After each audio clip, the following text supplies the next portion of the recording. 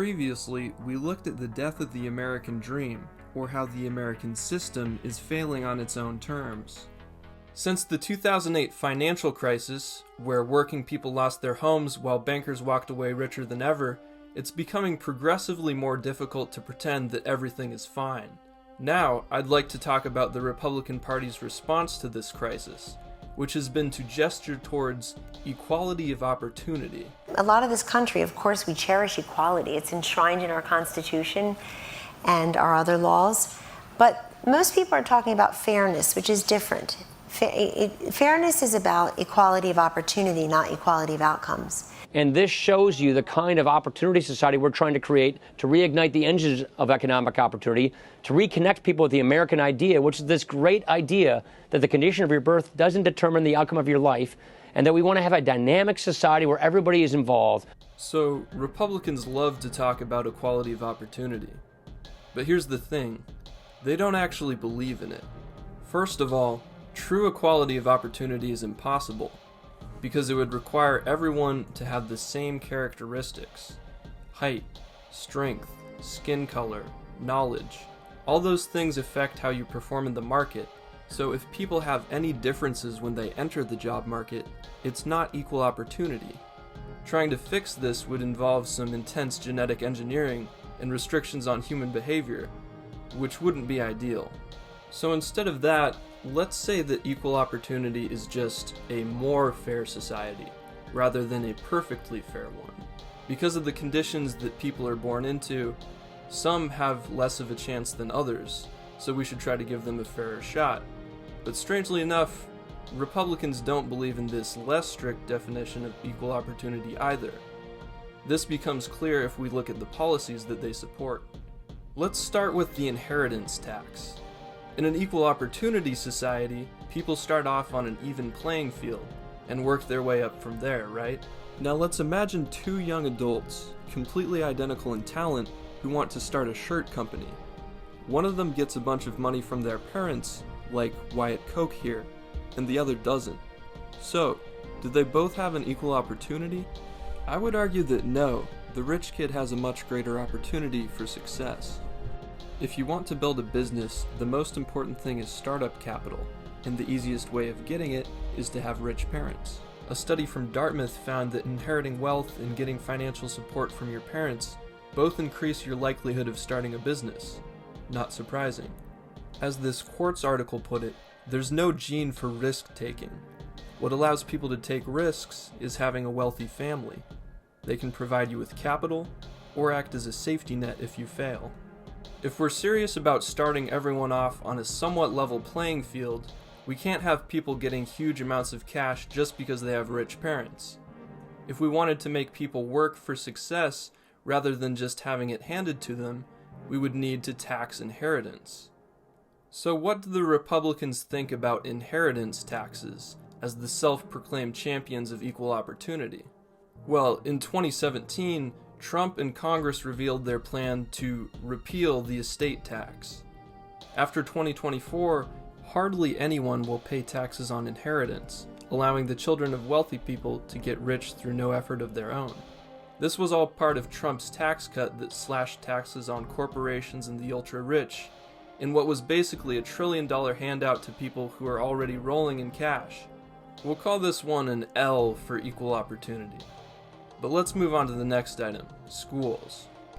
Now, it's common knowledge that the American education system could use some improvement. In science and reading scores, the US ranks outside the top 10, and in math, we rank 36th, close to countries like Belarus and Turkey. This is the richest country in the world, and we can't even crack the top 30 in global math rankings. But looking at the countrywide averages actually obscures the problem here. In the United States, it's entirely possible to get a quality education, on par with Finnish or Canadian education. But the only issue is that you have to be rich. What separates good schools from bad schools is school funding, because more funding allows schools to hire more teachers of better quality and purchase more school supplies. If a school doesn't have the money to hire good teachers, supply the students with books, and prevent the school building from falling into disrepair, it's not going to produce good outcomes. As this paper from the Century Foundation explains, the question of whether school funding matters is pretty much settled at this point. So given that funding is key in determining the quality of schools, wouldn't it be a problem for equality of opportunity if some schools received way more funding than others? In the United States, that's currently what we have. Right now, schools receive most of their funding from local property taxes, meaning that schools in rich areas will be flowing with cash, and schools in poor areas will be forced to settle for less. So if you're a kid growing up in a rich area, you'll have a better opportunity for success than a kid growing up in a poor area, through nothing but sheer luck. The annoying thing about this issue is that we could so easily close the opportunity gap by having the government step in to fund schools, but there's a group of people standing in the way. That group? The Republican Party. Since the Reagan era, Republicans have been staunchly against increased government spending on schools, calling it inefficient. Our buddy Paul Ryan, for example, argued that federal funding on education was a waste of money, while also supporting military adventures in the Middle East. In the United States, we have the resources to support excellent schools through government spending, we just choose not to. Now, whenever this is brought up, Republicans pivot to the issue of school choice. Here's commentator Ben Shapiro's response. Let's talk for a second about school policy. The reality is that if you wanted Jamal to be able to go to Kevin's school, what you'd want is something called school vouchers. You want people to be able to move away from their school districts. One of the chief reasons that Jamal is confined to his local public school is because of Democratic policy that has decided that you must go to school in the district where you live. And this is also why a lot of people have left lower income areas and moved out to higher income areas specifically for better public schools. So Shapiro is telling kids to just go to a better school. Now, I'm sure plenty of families would like to move to a wealthier neighborhood with a better school. The only problem is they don't have the money to do that.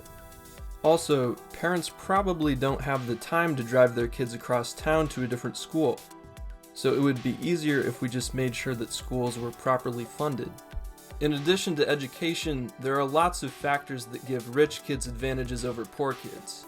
According to the APA, children living in poverty are more likely to have to deal with poor nutrition, poor health care, living in areas with lots of crime or pollution, not being able to spend quality time with their parents, and just being stressed out in general, all of which affect their learning and development.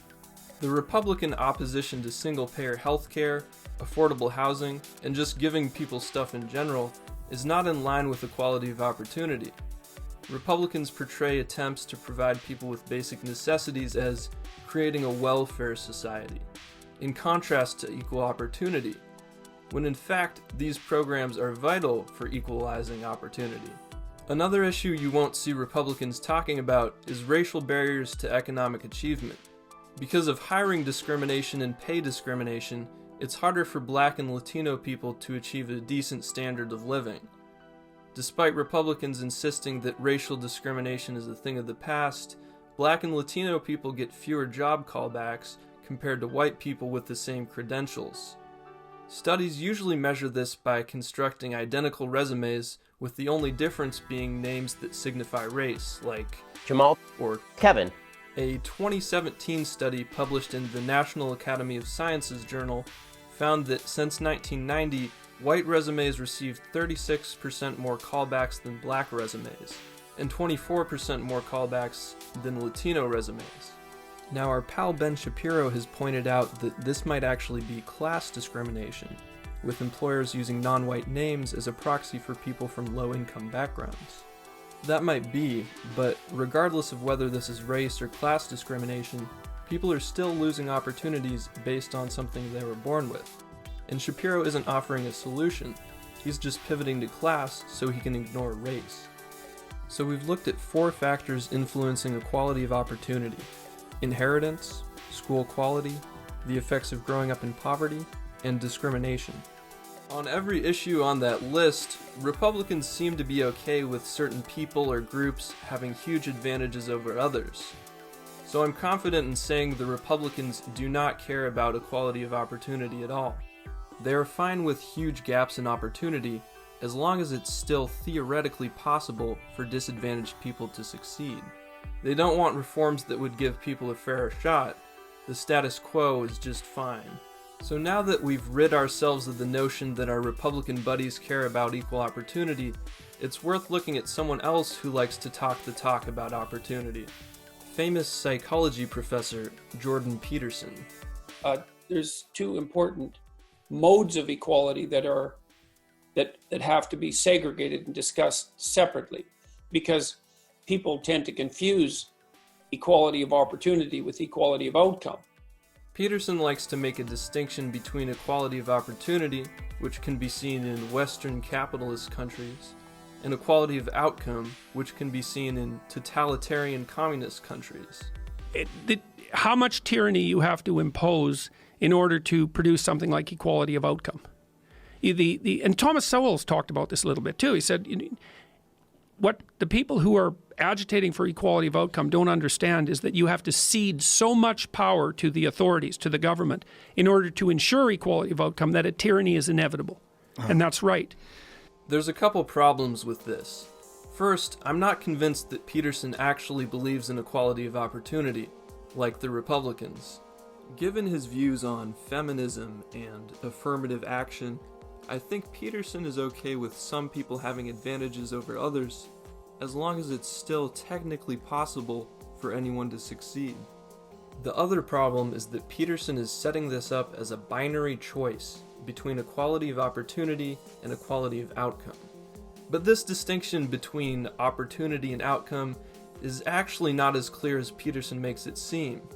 We've explored in depth how the conditions that children live in influence their development and therefore their opportunities for the future, and how the way to address this is by redistributing money to their parents and their communities. This kind of policy means making people's outcomes more equal, so the line between equalizing outcomes and equalizing opportunities is a little unclear. As Nathan J. Robinson puts it in his article about the subject, the outcomes of parents affect the opportunities of children. Equality of outcome and opportunity go hand in hand rather than being opposites. Also, it's not like we have to choose between complete equality of outcome and the status quo. We could just try to make outcomes more equal. Peterson's presentation of any step towards equalizing outcomes as dangerous and totalitarian is completely ignorant of history. President Franklin Delano Roosevelt, who was a pragmatic politician, not an idealistic philosopher like Peterson, understood this quite well. FDR's wealth redistribution programs brought the country closer to equality of outcome, but rather than turning us into the Soviet Union, they prevented people from becoming more radical. If our right-wing friends had any sense of history, they would understand that it was FDR's willingness to shift money around and intervene in outcomes that preserved America's institutions. So rather than the Republicans, FDR was the true conservative. But given the Republican Party's worship of the free market, I don't see them realizing this anytime soon. So the conservative movement isn't offering us a path forward. They will continue to serve the rich while gesturing towards an ideal that they clearly don't believe in. Thank you for watching.